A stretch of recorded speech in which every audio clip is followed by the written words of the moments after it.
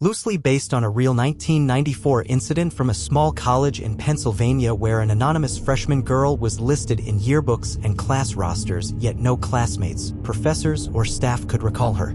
After she vanished mid-semester, her identity became a campus legend. The only trace ever found? A red folder with spirals drawn in pencil and a schedule that didn't match any room in the entire campus system. Everyone swears they don't remember her, no teachers, no students.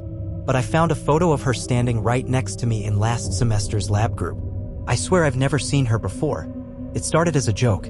Or maybe it was just one of those half-remembered rumors that freshmen repeat when the dorm lights are low and the coffee's burnt through the bottom of the pot. But by the time midterms came around, no one was laughing about Lillian Breyer anymore. Especially not after what happened in the library. Her name first came up during a group study session in the East Wing Commons. I was cramming for a psych exam with Cam, Josh, and Layla.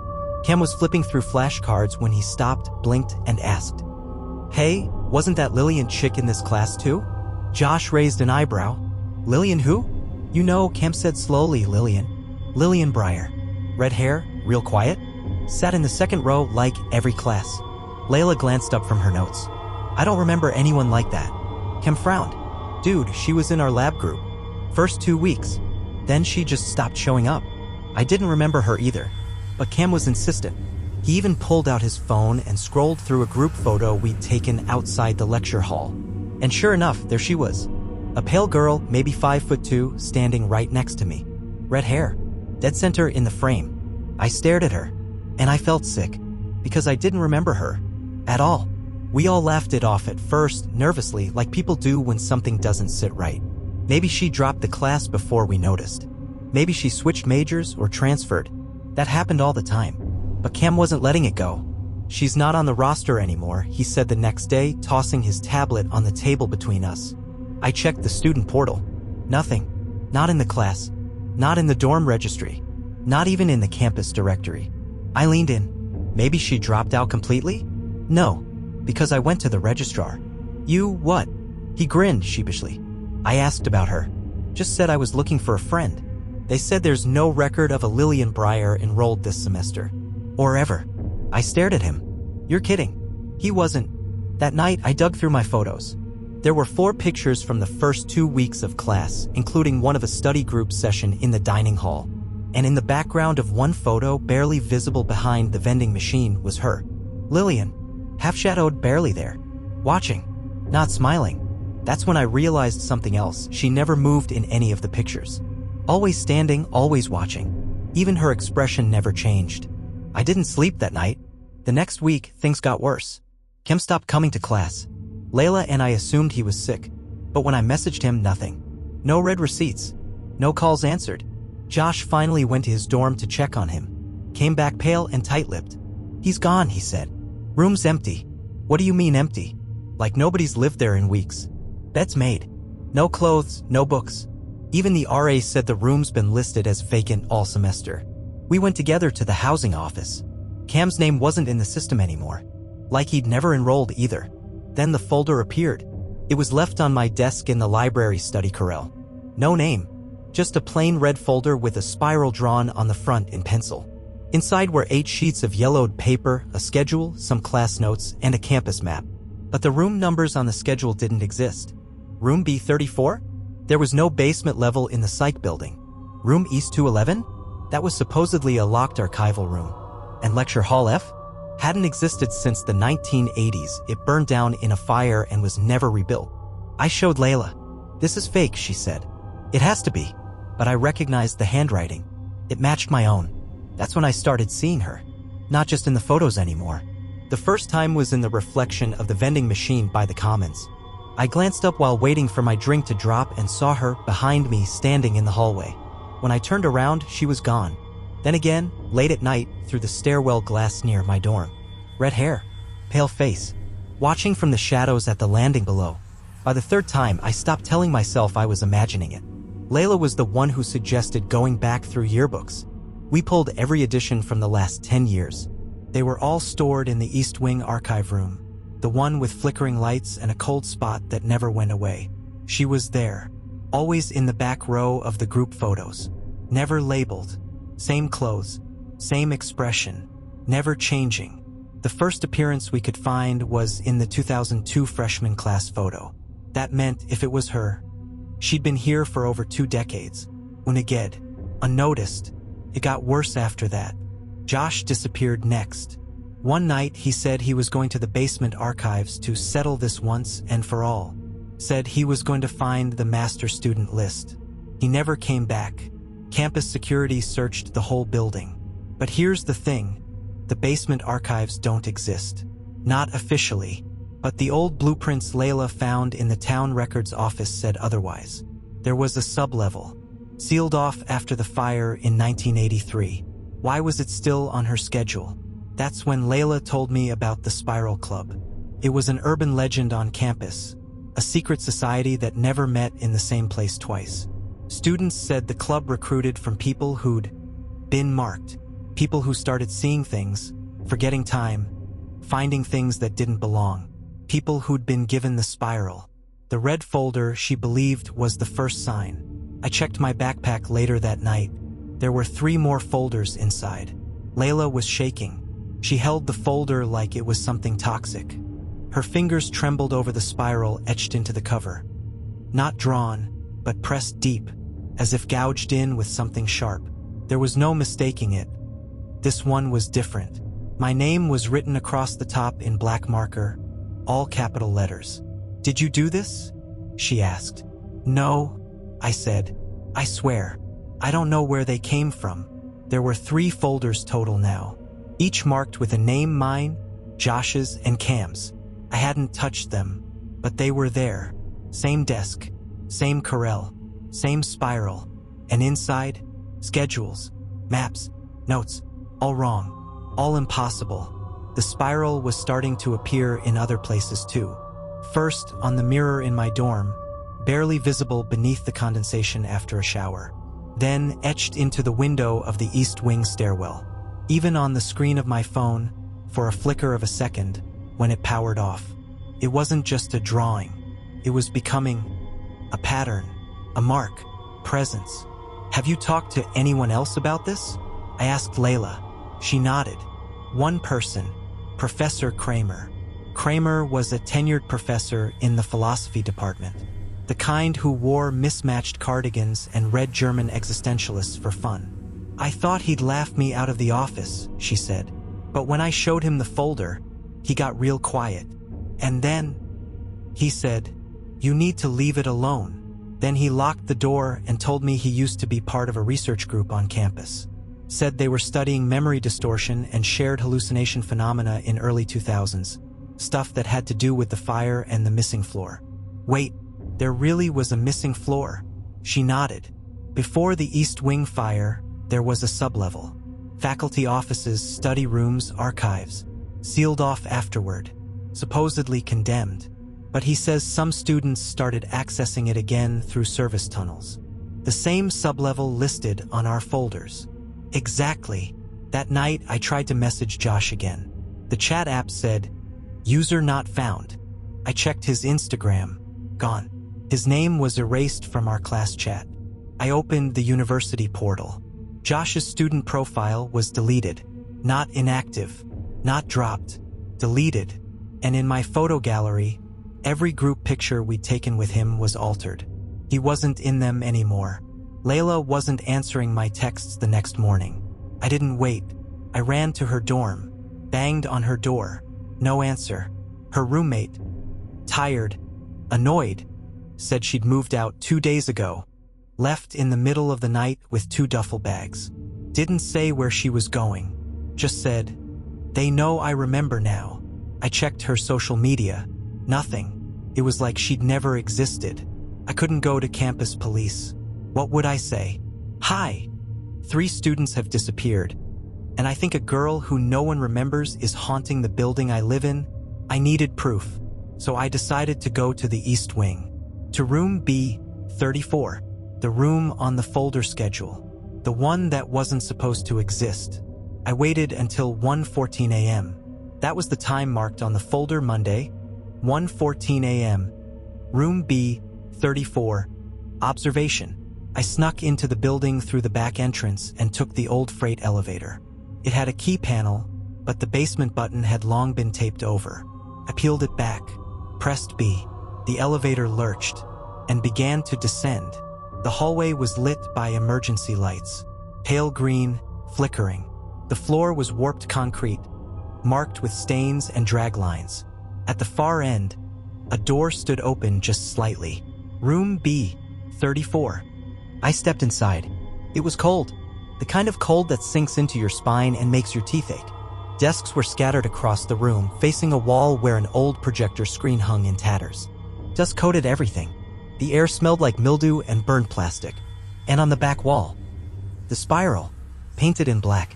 Huge, sloppy, fresh. Beneath it, dozens of red folders, lined up, all with names. Some were familiar. Students I remembered from my dorm, from class, from lunch lines. And some weren't. There were hundreds of them. I reached for the one labeled Lillian Breyer.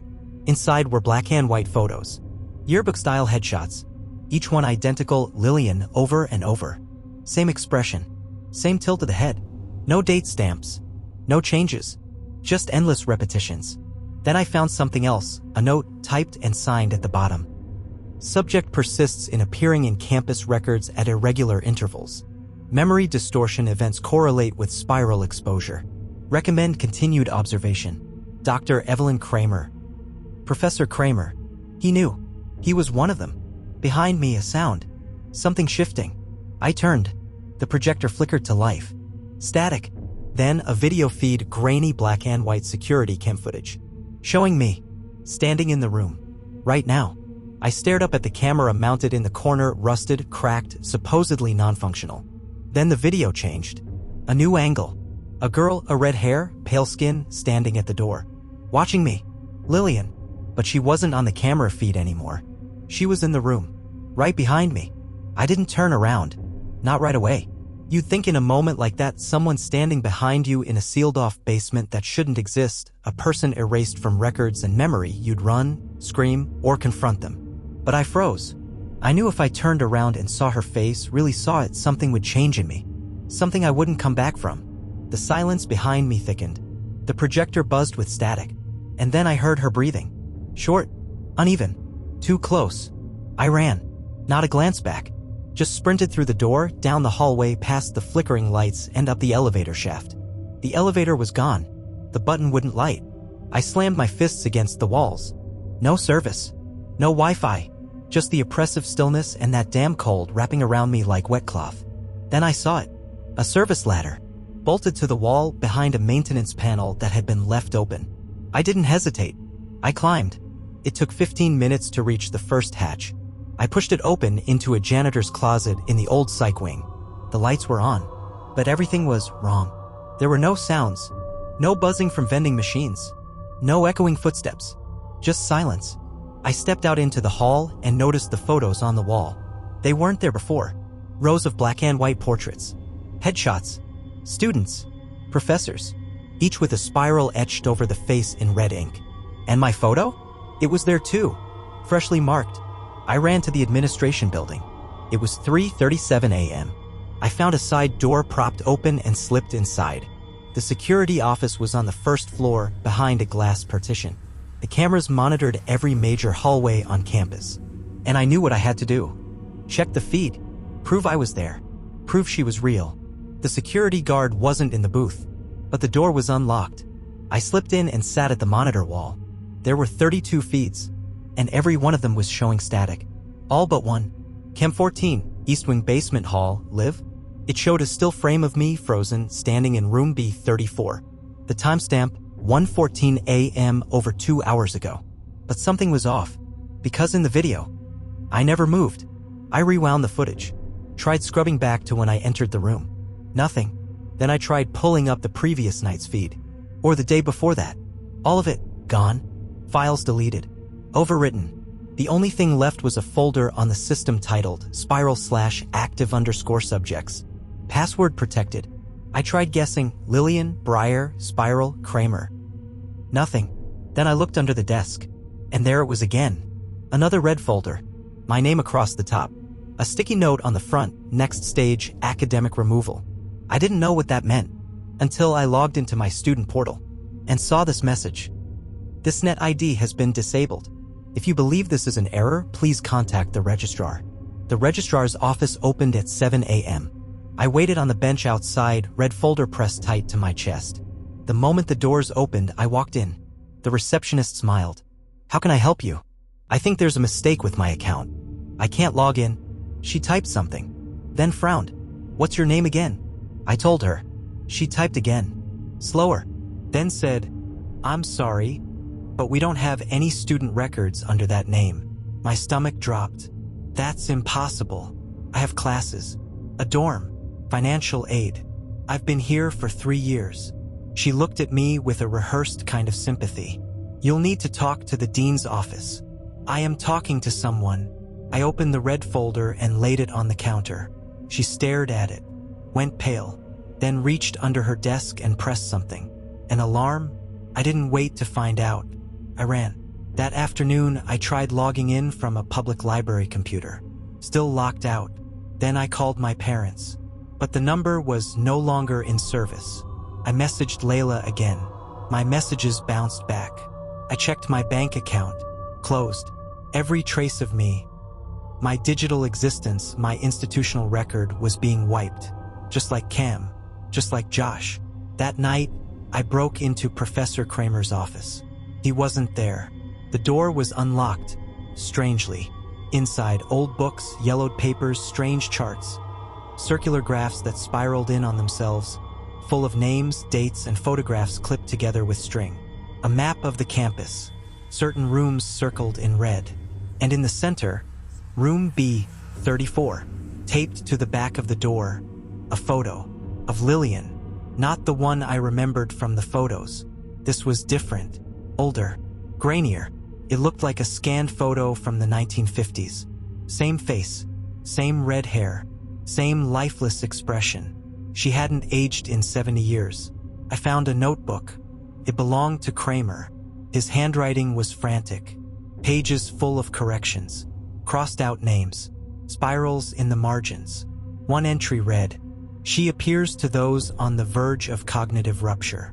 Individuals with unstable identity, high stress, or fractured memory patterns are most susceptible." The red folder marks them. Once named, she rewrites the memory pathways, and the institution follows suit. The university corrects reality to accommodate her presence. She becomes real, at the cost of others. Another page, "Do not speak her name aloud. Do not return to room B34. Once marked, observation becomes infection. The spiral spreads." And then the last entry, "I am beginning to forget my own students." I took one last look around the office, and that's when I heard the whisper, not behind me this time, from the desk drawer. I opened it slowly. Inside was a final red folder. No name on it, only a date. Tomorrow. I didn't sleep that night. I sat in the campus library, hiding in the stacks under the dead bulbs of the psychology section, clutching the last red folder. The one with tomorrow's date. No name, no other markings, just that spiraled stamp embossed in the top corner, like a silent command. At 3 a.m., my phone, which hadn't worked in days, vibrated once. No call, no message, just a single calendar alert. 1:14 a.m. Observation room B34. It was the exact time and place as the last time. But this was tomorrow's date. The folder didn't tell me what would happen, but I already knew. Tomorrow I was scheduled to disappear. I needed help. Someone outside this system. Someone not on campus. I left the building before the sun came up and walked 6 miles to the nearest town. Found an all-night diner. Borrowed a landline behind the counter from an old waitress who looked like she'd seen too much already. I called my older sister, Claire. She picked up on the second ring. "Holy hell, where have you been?" I froze. "You remember me?" I asked. What kind of question is that? It was like oxygen hit my lungs for the first time in days. "I need you to come here. I need you to pick me up. I'll explain everything." Silence. Then, "Where exactly is here?" She arrived 4 hours later, groggy-eyed and undercaffeinated.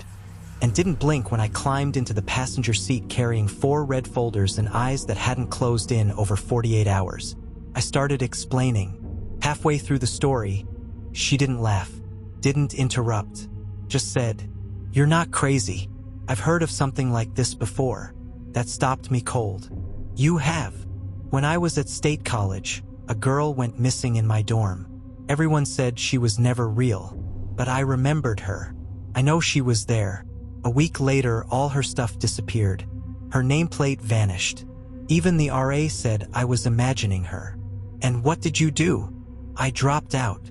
We checked me into a hotel outside of town. Different city, different phone, new clothes. For the first time in weeks, I felt like I had some kind of control. But that night, when I pulled out the last red folder to examine it more closely, I noticed something new. A photo had been slipped inside, printed on old, curling photo paper, black and white. It was me, standing outside room B34. But this time, I wasn't alone. Behind me, her face barely visible in the shadows. Lillian. Her eyes were wide, and she was smiling. I didn't know what to do with that, but the real horror came the next morning. Claire shook me awake just after dawn, holding her phone. "Is this some kind of joke?" she said. She showed me a screen. A Google search. My name. Nothing came up. No LinkedIn. No school ID. No social presence. Even my old high school yearbooks? Redacted scans. Blank photo spots. Like I'd been cropped out. And then she showed me something worse. She typed in her name. Search results gone. Deleted. Only thing that came up? A spiral icon. And a link that redirected to a 404 error. "I shouldn't have come," she whispered. I tried to calm her, but I was shaking too. Whatever was happening, it was spreading. Jumping. From me to her. From folder to folder. The spiral wasn't just a symbol. It was a signal. A virus. A rewriting algorithm, maybe spiritual, supernatural, who knows, embedded in memory, in architecture, in stories. Every person it touched forgot the one before them, replacing one person's existence with another. Lillian's. We left the hotel that night and drove to a remote rest stop, too paranoid to stay in one place. I threw the folders into a dumpster and smashed my phone with a rock. Claire did the same. We waited until sunrise. But then I saw it, drawn in charcoal on the windshield. The spiral. Claire started forgetting first. By the time we reached the city limits, she turned to me and said, "Wait, who are you again?" I pulled over. "You're joking, right?" She frowned. "Sorry. I don't remember why I'm driving you." I opened the glove compartment. Inside, tucked behind a map, was another red folder. Her name on it. She didn't recognize it. Didn't recognize me? By the time we reached the highway, she asked to be dropped off at a gas station because she felt weird. She left without a backward glance. I drove back to campus alone. I wasn't going to hide anymore. If tomorrow was the day I disappeared, then I was going to meet it head-on. I arrived at the East Wing at 12:53 a.m. Everything was quiet. No cars. No lights. The freight elevator waited with its doors already open. I stepped inside. Pressed B. 1:06 a.m. I was early. I sat in the hallway outside room B34 and waited. The folder was back in my hands. Don't ask me how. 1:12 a.m. I heard the door unlock. No one touched it. It opened slowly. Inside empty. Except for a single desk. And a camera. I stepped inside. Closed the door behind me. The projector flared to life. A new video started to play. A figure sat at the desk. Writing. It was me. A different me. But older. Tired. Staring at the camera. He leaned forward and whispered, "If you're seeing this, you haven't vanished yet. But you will. Because that's how this works. It replaces what it can't control. The spiral isn't a shape. It's a doorway. It wins inward. Always inward. And at the center is her. Lillian isn't a ghost. She's a virus. An echo that overwrites memory. And once you're in the red folder, you're already gone." The feed cut to static. The lights died. The door clicked shut. And I heard breathing behind me. There was no light. Only the sound of her breathing behind me. Shallow, measured. The kind of breathing you don't just hear, you feel it. On the back of your neck. Under your skin. In your chest where your heartbeat stutters. I turned around slowly. And there she was. Lillian. Not a ghost. Not a hallucination. She was solid. Real. Standing only a few feet away. Her eyes locked on mine, wide and expressionless. Her skin was pale as paper. Her red hair was loose around her shoulders and her mouth was neither smiling nor frowning. Just watching. Like I was an experiment. Or something already dead. I tried to speak, but my throat felt sewn shut. She took one slow step forward. And then, without moving her lips, I heard her voice. "You took my place." I froze. They all took my place. One by one. Until the folders filled the room. Her voice wasn't a sound. It was inside my head. Like the room itself was thinking. Now the spiral turns again. The walls began to shake. The spiral on the far wall pulsed, slowly at first, then faster. I felt a pressure in my skull, like something trying to squeeze my memories out through my eyes. Behind Lillian, the desks scraped across the floor and reassembled themselves, forming a perfect circle. At the center, a black, bottomless hole. The spiral in reverse. A vortex. She raised one hand and pointed at me. My red folder floated off the desk and hovered midair. It opened. Pages flipped on their own, filled with my life. My name, my classes, my dorm, my memories, my handwriting. Then the ink began to smudge. Bleed. Erase. I backed toward the door. It was gone. Not closed, gone. The wall was smooth behind me as if no door had ever existed. I spun. The room was closing in. Compressing. Lillian took another step forward. Every spiral ends. Every name fades. Only I remain. I lunged at the folder. Grabbed it from the air. The moment my fingers touched the cover, the room exploded with noise, voices, whispers, screams, all overlapping, all familiar. Cam. Josh. Layla. Claire. All screaming the same thing. Get out. I opened the folder fully. And something fell out. A photo. Black and white. But this one wasn't of me. It was of Lillian. Standing in front of a classroom chalkboard. Behind her, the words "Welcome new students, class of 1952. A second photo fell. A different Lillian. Slightly older. Same hair. Same face. Behind her, a banner reading Student Council 1967. The photos kept falling. Each one stamped with different years: 1973, 1981, 1995, 2004, 2012. She was in all of them. Unchanged. Unaging. Always in the back row. I began to understand. Lillian wasn't just haunting the university. She was the university. Or at least something stitched into it. A parasite? A loop? A corrupted memory replayed again and again, needing new hosts. New lives to overwrite. New identities to erase. And the red folder? It was the trigger. Once you were inside it, the spiral began. But something was different now. I still had my folder. And I hadn't disappeared. Not yet. That meant there was still a chance to stop it. To break the loop. I turned back toward Lillian, but she was gone. So was the vortex. So was the room. I stood in the middle of an abandoned parking garage. Dawn light poured through cracked concrete pillars. Wind howled through shattered windows. The red folder in my hands was blank. I stumbled outside, blinking against the morning sun. The university grounds were empty. No cars. No students. No sound. I walked to the dorms. The buildings were hollowed-out shells. The dining hall, deserted. The registrar's office, locked and dark. No one was left. No one but me. I found one working computer in the faculty library. The login screen flickered, then pulsed with a faint red glow. I typed in my name, and the spiral appeared. Then a blinking prompt. Would you like to upload a new subject? My hands trembled. Another prompt appeared. Upload from folder? Yes/no. I hovered over no, but I didn't click. Not yet, because suddenly I remembered something. Claire. She was still out there. And maybe, just maybe, she could still remember me. I printed out every photo, every note, every detail I had, including the photos of Lillian from every decade. I mailed them to Claire's old address. I didn't expect a reply. I just hoped they'd get to her before she forgot me completely. Before the spiral erased me too. And now I'm writing this. To you. Whoever finds it. Whoever still remembers. If you've ever seen a red folder without a label. If you've ever heard your name missing from a list you were once on. If you've ever seen someone in a photo you don't remember meeting. Don't look for them.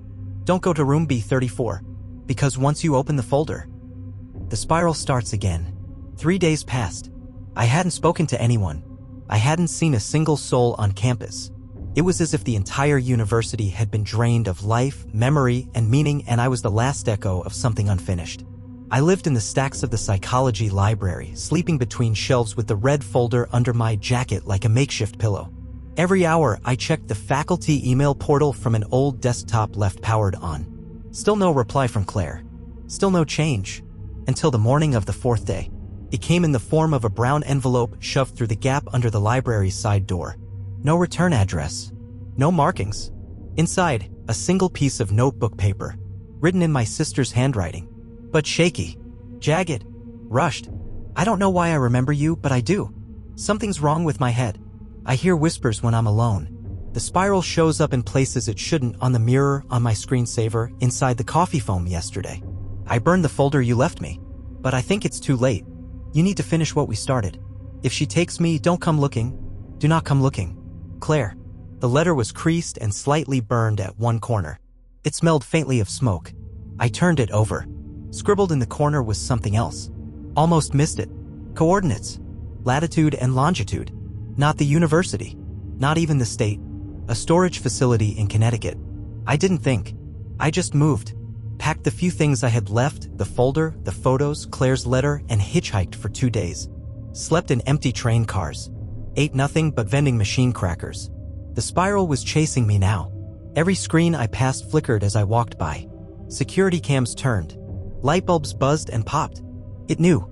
It knew I was trying to find the source. And it wasn't happy. The facility sat in the middle of nowhere. Row after row of identical orange doors. I used the coordinates to find Unit 47B. Locked. Old. Padlocked in a way that looked handmade, not by the facility. The key was taped beneath the nearby fire extinguisher. Like Claire knew I'd come. Inside the unit, a single filing cabinet. Dusty. Faintly warm. I opened it slowly. And my breath caught. Folders. Dozens of them. Red, brown, black. Old university records. But these weren't from this school. They were from hundreds of schools. Handwritten tabs. Redacted student, NYU, 1996. Erased entry, UC Davis, 1984. Unconfirmed faculty, Yale, 1953. And near the bottom drawer, one marked Lillian Origin. I opened it. Inside were newspaper clippings, all yellowed and brittle. The first article, dated 1951, had a photo of a school assembly. Standing at the edge of the crowd, blurry, almost ghost-like, was Lillian. The caption didn't name her. It said, "Tragedy at Briar Hill College, entire class missing after fire." There were 32 students listed. No survivors. No cause ever discovered, except a final sentence buried in the article. A spiral shape was found etched into the ash at the center of the burned lecture hall. The other clippings were stranger. In each case, she appeared unnamed in photos from multiple institutions. Always right before a disappearance. A fire. A record loss. In 1966, a dormitory collapse at a women's college. In 1979, a flood that destroyed records from an entire department. In 1988, a professor who wrote a thesis on memory parasites vanished with his entire class. Each time, the red folders showed up. And so did she. Lillian wasn't just haunting my school. She was moving. Campus to campus. Decade to decade. Collecting. Replacing. Feeding. At the back of the folder was a CD. Labeled only, Room 0. I didn't have a laptop, but the manager of the storage unit let me borrow his office computer. It took 2 tries to get the disc to play. The screen filled with static. Then a low-resolution video. Black and white. Time-stamped, August 29, 2005, 1:14 a.m. The camera shook slightly. It was positioned inside a room. Room B34. But not from my school. A different one. Unknown. At first, the room was empty. Then Lillian entered. She didn't walk. She just appeared. She turned toward the camera. Smiled. And then she opened a red folder. Pages turned on their own. The lights flickered. And behind her, a person materialized, fully formed, out of thin air. Screaming. The figure collapsed. Crawled to the corner. Lillian walked over, kneeled, and touched their head. And then, the feed cut to static. The CD drive wouldn't eject. The screen turned black. And slowly, in red text, a message typed itself. Your folder is nearly complete. I yanked the plug. The smell of burning plastic filled the room. That night, I couldn't sleep. Every reflection I passed, windows, mirrors, puddles, showed her watching me. Not my reflection. Hers. Somehow, even now, she was drawing closer. Not through space. Through memory. The closer I got to the truth, the more I risked forgetting who I was and becoming someone else. Becoming the next folder. I sat in the motel and wrote every name I could remember. Cam, Josh, Layla, Claire, my professors, my roommates, my childhood dog, the color of my first bike. I wrote until the pen ran dry, because I could feel it now, the slow, curling pull in the back of my brain, the spiral unwinding. And I knew, if I didn't find the original spiral, the one at Briar Hill, the one that started all this, I'd be gone. Not dead, just erased. The original spiral, the one that started everything. It was the only thing that made sense now. I had to go back, not to my university, not to Claire, not even to room B34. I had to go to where Lillian first appeared. Briar Hill College, or what was left of it. It wasn't easy to find. The school had closed in the early 1950s after the infamous fire. The grounds were sold off and most buildings were demolished by the late 70s. But I traced the original site to an overgrown parcel of woodland just outside a forgotten town in rural Pennsylvania. No roads led to it anymore. I parked at an abandoned gas station and walked 5 miles in, through woods that grew darker with every step. The ruins of Briar Hill were still there. Crumbling bricks, foundations choked with vines, the metal skeleton of a collapsed gymnasium, and beneath it all, the faint outline of a quad where students once gathered. It was quiet, but not empty. Something in the air felt watched. I found it at dusk, a rectangular patch of scorched earth, long overgrown but still visible in the dying light. The remnants of Lecture Hall A, the place where the fire started. The same fire that erased 32 students. The same place where the first spiral was found in the ash. I stood in the center and opened the red folder. I expected the wind to rise, the trees to bend, the voice to whisper from nowhere. But nothing happened. Just silence. Then I saw something. A shape faint like a watermark in the dirt at my feet. A spiral, burned into the earth. Barely there, but there. I dropped to my knees and brushed it clean with my hands. It didn't go inward. It went down. A lid. A hatch. Buried under decades of moss and roots. It took me over an hour to dig it up. The metal hatch was rusted but intact. A ring handle protruded from its center. I gripped it. Pulled. The hatch creaked open. Cold air rushed out. And the spiral was waiting beneath. A staircase. Stone. Covered in carvings, not just spirals but symbols, faces, and names scratched deep into the walls. Some of them I recognized. Cam. Josh. Layla. Claire. Me. I descended. The staircase spiraled for what felt like forever. Down past the earth. Past reason. Into something older than the college. Older than Lillian. I finally reached the bottom. And found a room. Circular. Carved from stone. Walls covered in red folders. Thousands of them. Stacked from floor to ceiling. And in the center, her. Lillian stood silently at the heart of the spiral. She looked older now. Not in her face, that was still pale, ageless, and perfect. But her eyes. They held centuries. She didn't move when I entered. Didn't speak. I walked forward, folder in hand. Why me? I asked. She blinked. Slowly. Then said, you remembered. So did Claire. So did Cam. So did a lot of us. And you took them anyway. Why? She turned her head toward the wall of folders. They forgot. You didn't. So that's it? If I remember long enough, I get a free pass. Her lips barely moved. No. You get a choice. I stepped closer to the center of the room. The spiral was carved into the floor. Deep. Bleeding with red light that pulsed in rhythm with my heartbeat. What is this place? This is where memory ends. You're not a ghost. No. You're not alive. No. Then what are you? She smiled, but it didn't reach her eyes. A correction. I looked around the room. Thousands of folders. Lives. Stories. People who vanished not just from the world, but from memory. You erase people. I correct reality. That's not the same thing. She stepped aside, revealing a pedestal. On it, a blank red folder. No name. No symbol. Just space. Your folder. Finish it. You'll remain. Your memories, your name, they'll persist. In this place. In me. And the others? She didn't answer. I picked up the blank folder. It was warm. Alive. I flipped through it. Empty pages waiting for me to fill them. My past. My name. My story. And it hit me.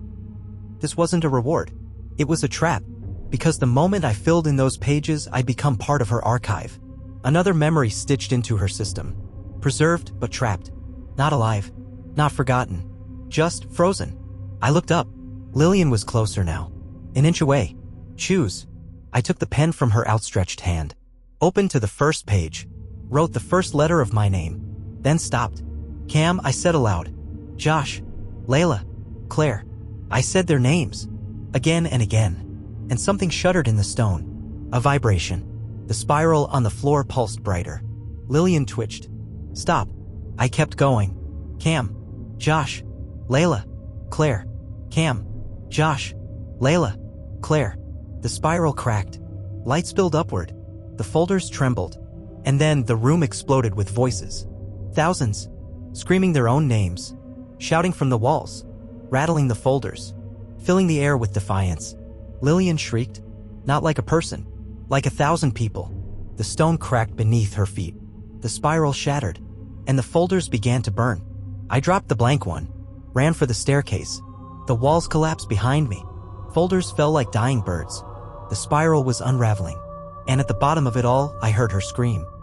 You remembered. I climbed until my lungs tore open. Burst through the hatch. Collapsed in the ash. The sun was rising. And the spiral was gone. I lay in the ash outside the hatch until the sun was high in the sky. The spiral was gone. Not just from the stone room beneath Briar Hill, but from my mind. The constant pressure, the pull, the whispering, it was silent now. Like a thread had been cut. Like something that had been wrapped tight around my memories had suddenly let go. For the first time in what felt like weeks, I could breathe without seeing her face behind my eyes. But I wasn't alone. Around me, scattered in the brush, were objects. Not folders. Not documents. Things. A shoe. A watch. A broken pair of glasses. Dozens of items. All seemingly random. But when I picked them up, I felt something. Like a trace of a person. A memory. I turned one over, a silver locket still warm. Inside, a photo of a girl. I didn't recognize her, but I knew her name. It whispered itself into my brain like a song I hadn't heard in years. Emily Russo, one of the missing from UC Davis. 1984. Another item, a burnt student ID card. Claire's. Half melted. Her photo distorted, but her name still there. Claire Devon, student number 310478. She had been here. They all had, and they left something behind. Proof that they existed. I gathered what I could. Filled my backpack with the remnants. With every scrap I could find. If I couldn't bring the people back, I could at least carry their proof. The world might have forgotten them, but I wouldn't. I left Briar Hill that afternoon. Didn't look back. The hatch had sealed itself shut. The burned trees began to fall with the wind. By the time I made it back to the highway, I was limping, coughing, blistered, but I was whole. And for the first time in weeks, I didn't see a spiral on the pavement, or in the clouds, or in my reflection. I slept that night in a rest stop parking lot, head against the glass, hand on the locket. And when I woke up, something even stranger had happened. My phone worked. I powered it on with shaking fingers. There were notifications, texts, voicemails. My name was back in my contacts. My photos were back in my gallery. My email inbox flooded with overdue assignments, group chat drama, automated college announcements, and one message from Claire. I don't know what you did, but I remember everything. I remember you. I remember Lillian. And I remember what she tried to take. Come home. I didn't go back to campus right away. I spent 2 weeks traveling. First to Josh's parents, then to Cam's, then Layla's. I didn't tell them everything, just enough. Enough to make them start remembering. The red folders were gone, but their children, their memories weren't. They wept when I said the names, held the items I'd recovered like holy relics, and slowly, they remembered. I gave the locket to Emily Russo's mother. She was in her 90s now, barely spoke, barely moved, but when she touched it, her eyes filled with tears. She said one word, M. That was enough. Word spread, not publicly, not on news channels or internet forums, but in quiet conversations, secret emails. College survivors, all once marked by the spiral, began coming forward. We formed a network, called it the Unfolded, and one by one we started piecing together what had been lost. But not everything was over, because while I was rebuilding, I received a package. No return address. Inside, a single red folder. Not mine, but someone else's. A girl named Maya West, a freshman at a university in Ohio. Inside were fresh notes, a class schedule, a map, and, horrifyingly, a grainy photo of Lillian standing in a campus library. The spiral had moved again. Emailed Maya. No response. I called the university. No record of her. But her Instagram still existed. Last post. A photo in a mirror, captioned, "First week feels surreal." In the background, barely visible, a spiral drawn on the glass. I knew what I had to do. I packed my bag, grabbed the old camera, took the locket, the ID card, the notebook, and left again. Because here's the truth. You don't kill the spiral. You remember it. You name it. You write it down. You pass it on. Memory is the antidote. And so long as I'm alive, I'll keep unfolding the red folders. One by one. The campus looked like any other. Brick buildings softened by ivy. Wide lawns littered with fall leaves. Students walking with headphones in and coffee cups in hand. It could have been mine, before everything went wrong. Ohio State University. I arrived on a cold Monday morning, carrying nothing but a worn backpack, a notebook of names, and the red folder labeled Maya West. She had only been a student for 6 weeks before vanishing. No missing person report, no campus alert, no news coverage, because no one remembered she ever existed. No one. But me. I started with the library. That's where the last photo had been taken. The one on Maya's Instagram, where the spiral had appeared faintly on the mirror.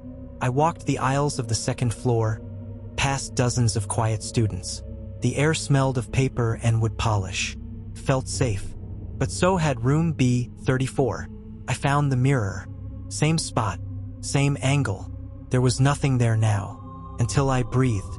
The condensation from my breath revealed the spiral. Drawn in a finger's oil. Fresh. I stood there for minutes, watching it fade. And then, behind me, a reflection. A girl with dark hair. Fuzzy sweater. Thin arms. Turning down the philosophy aisle. "Maya?" I called out.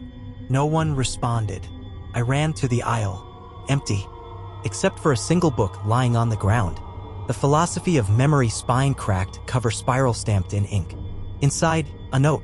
Folded neatly. Written in all caps. "She is in the glass now." I took the note to the dorm building listed in Maya's folder of Fletcher Hall. The RA looked confused when I asked for Maya West. "I don't know her," he said. I showed him the folder. "I think you have the wrong school." He started to walk away, then stopped. Turned. His eyes were wide. "Wait." He stared at the folder like it burned. Red. It was red. What was?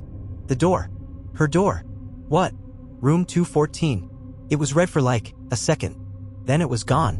We ran upstairs. Room 214 didn't exist. Skipped from 213 to 215. But between them, a seam in the wall. I pressed my hand to it, and the wall vibrated. Softly. Then a voice. Not from behind it. From inside me. She saw her reflection. The spiral saw back. I stayed in Ohio for 3 days. Tried to find records. Schedules. Digital footprints. Maya had vanished like the rest. But something was different this time. The folder hadn't faded. Usually, after the spiral took someone, their red folder went blank. Maya stayed full. And I realized she wasn't gone yet. She was stuck. I began collecting reflections. Photos from security cameras. Selfies near windows. Screenshots from FaceTime logs. In all of them, somewhere faint, a face. Not always clear. Not always Lillian's. But someone else's. Maya's. She was caught between layers. Pulled into the memory loop, but not overwritten. Like a skipped frame in a film. I wasn't too late. Not yet. The next clue came from the philosophy book. I flipped to the inside cover. Stamped, "Property of Braxton Hall Archive, East Campus." I went there at dusk. The building was mostly classrooms locked for the night, but the archive wing in the basement was unlocked. The walls were lined with dusty glass cases. Textbooks. Awards. Class photos. And in the back, a small reading room with a full-length mirror. I stepped inside. Closed the door. The light flickered. And then she was there. Maya. Trapped behind the mirror. Eyes wide. Lips pressed to the glass. Mouth moving silently, mouthing something. I stepped closer, pressed my palm to hers, and I heard it. Her voice. So faint I could have mistaken it for wind. Don't let her take me. She's trying to make me forget myself. She wants me to become her. Behind her, in the mirror's depths, I saw Lillian. No longer a student, not even a person. A shape made of spirals and half-memories. Her face glitching in and out of other faces. Cam, Claire, Josh, even mine. She wasn't feeding on souls. She was feeding on identity. Maya's voice trembled. She wants you next. You're the one who remembers. The last one. If she overwrites you, the spiral resets. You have to burn it. Burn the first folder. She pressed her palm to the mirror harder, then whispered, Room B34 is everywhere now. Every campus. Every memory. You can't close it, but you can stop it from spreading. Burn the folder. I asked her one last thing. What happens to you? She didn't answer. Only mouthed, it's okay. And then the mirror cracked. Right down the middle. Maya was gone. I left campus with the red folder pressed to my chest. I walked to the bridge over the river just east of town. Struck a match. Held the flame beneath the folder. It didn't burn at first. Then it caught. Flames curled the edges. Ink bled into ash. And I swear, as the last page crumbled, I heard a sound like hundreds of names whispered at once. Then silence. That night, for the first time since I'd found the first red folder, I dreamed of nothing. No spirals. No voices. No glass. Just black. I woke up in my apartment. Not the hotel. Not a train station. Not the woods or the library floor. My actual apartment. Sunlight poured through the window. My bag was beside the bed. My phone was charged. Everything was exactly as I left it, except I didn't remember coming home. For a second, I thought maybe it was all a dream. The folders. The spiral. Lillian. But then I looked at my wall. Taped above my desk in clean rows were photographs. Printed, labeled, worn from time. Cam. Josh. Layla. Claire. Maya. And dozens more. Faces of the forgotten. Names I'd fought to preserve. The ones Lillian couldn't erase. They were real. My email inbox was full. People had started reaching out. Not just from my school, but from others. Hi, I think I found a red folder under my bed. I swear I saw someone in my class who doesn't exist. I have memories of a roommate no one else remembers. The spiral wasn't gone, but it had changed. Before, it spread through silence, through forgetting. Now it was moving because we remembered. And that meant we had a chance. I created a site, spiralarchive.net. A place to record names, submit photos, post stories. We've verified submissions, tracked locations, compared records from campuses all over the world, and we began to notice something else. The more names we said out loud, the more people remembered. The red folders stopped appearing. The spirals faded from mirrors. Memory was a cure, not a weapon, a defense. But then, a month after Maya's folder burned, I got a package. No name, no return address. Inside, a single Polaroid. A photo of me, standing in front of room B34. But this one was different. In the background, behind me, faint and blurry, was a child. A girl. Red hair. White dress.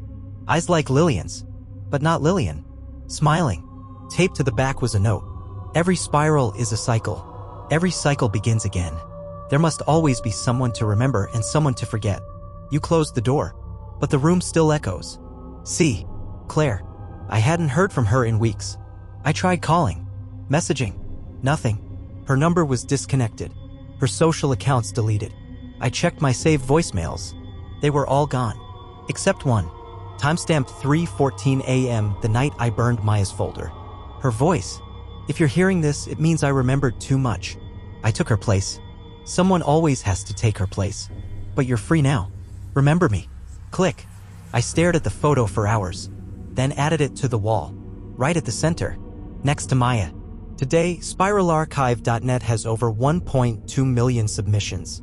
Some are hoaxes, some are copycats, but many, far too many, are real. The same faces, the same forgotten rooms, the same impossible folders. The spiral is still here, but now it's exposed, named, mapped, confronted, and we keep going, because someone has to remember. So if you're watching this, if this video found its way to you, if you've ever seen a red folder that doesn't belong, if someone you knew disappeared and no one else recalls them, if you dream of spirals, don't be afraid. Be the archive. Be the break in the pattern. Be the one who remembers. Because the spiral feeds on silence. But stories? Stories are how we fight.